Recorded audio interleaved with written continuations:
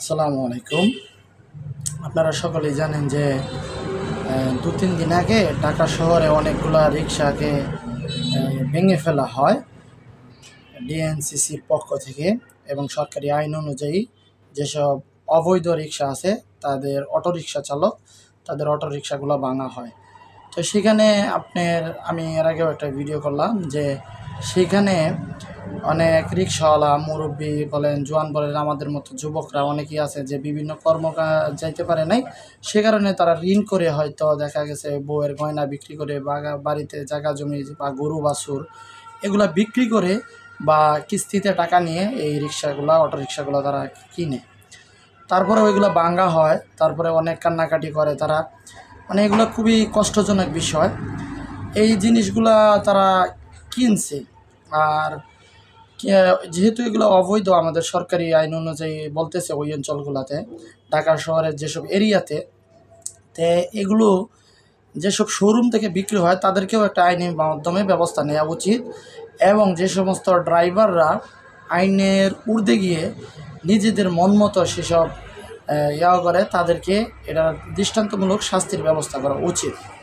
তো আমার মন্তব্য হচ্ছে গিয়া, তাদের এই ক্ষতিটা হওয়ার পরেও ডিএনসিসির পক্ষ থেকে তাদেরকে ডাকা নেওয়া হয়, সেখানে নিয়ে তাদের ক্ষতিপূরণ দেওয়া হয় এবং তাদেরকে চাকরিও দেওয়া হয়। তো আমার তরফ থেকে এবং আমাদের সকলের তরফ থেকে আমরা অনেকেই খুশি হলাম যে ডিএনসিসি সুন্দর একটি উদ্যোগ নিয়েছে, যে তাদের ক্ষতিপূরণ দিল এবং তাদেরকে চাকরিরও ব্যবস্থা করা হলো। আসলে মানুষ যদি চাকরি পায় সঠিকভাবে, সঠিক যেসব জায়গাতে প্রয়োজন, তাহলে তারা হয়তো এই অবৈধ রিক্সাগুলো আর চালাবে না। আর যেহেতু প্রত্যেকটি মানুষ এটা কর্ম করে খায়, এজন্য কর্মজীবী মানুষকে, যারা কর্ম করে খায়, পরিশ্রম করে খায়, তাদেরকে সম্মান করা উচিত আমাদের প্রত্যেকের। এখন অটো চালক ভাইদেরকেও একটু সমস্যা আছে। তারা হচ্ছে গিয়া যে কোনো জায়গায় যদি যাত্রীরা সিগন্যাল দেয়, তখন তারা কি করে, সাথে সাথে ওই জায়গাতে ব্রেক করে। তো এরকম বিষয়টা হচ্ছে যে আমার যেখানে আমি কর্ম করি সেই কর্মস্থলের পাশে মাসে অন্তত 3 থেকে 4টি অ্যাক্সিডেন্ট হয় এসব জায়গাতে। তো এটার একটাই কারণ আমি খেয়াল করি প্রায় সময়, যে তাদেরকে সিগন্যাল দেওয়ার পরে তারা কি করব হুঁশ থাকে না। চলন্ত গাড়ির মধ্যে চায়, অনেকেই চায়, সব অটোওয়ালারা একরকম না, যারা আলহামদুলিল্লাহ বুঝে তারা এসব করে না। তো অনেক অটোওয়ালাই আছে যে মনে চায় যে চলন্ত গাড়ির মধ্যে যাত্রী উঠাইতে, এরকম প্রতিযোগিতা হয় আর কি। তো তাদেরকে উচিত দেশের আইনের প্রতি শ্রদ্ধা এবং ভালোবাসা দেখানো, নিজের সম্পদের প্রতি যত্ন নেয়া, অন্যের সম্পদের প্রতি যত্ন নেয়া। কোনো মানুষের ক্ষতি করাটাই কোনো মানুষের ভালো নয়।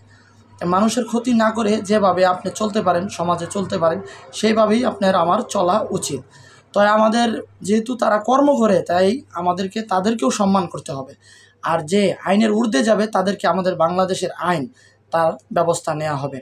আর আমাদের সরকার, বর্তমান সরকার আলহামদুলিল্লাহ, তিনি সব কিছুতেই সচেতন এবং সব কিছুতেই শৃঙ্খলাবদ্ধভাবে তিনি নিয়মতান্ত্রিকভাবে চলে যাইতেছে। এবং সবচেয়ে বেশি ভালো লাগলো যে ডিএনসিসি এদের যে ক্ষতিটা হইল, যে অটোগুলা ভাঙার পরে সেগুলার যে জরিমানা দিল, এই তাদেরকে ক্ষতিপূরণটা দিল, জরিমানা বলেন আর ক্ষতিপূরণ বলেন, এই উদ্যোগটা আমি কল্পনাও করতে পারি না যে এটা কি সম্ভব নাকি, হইব নাকি।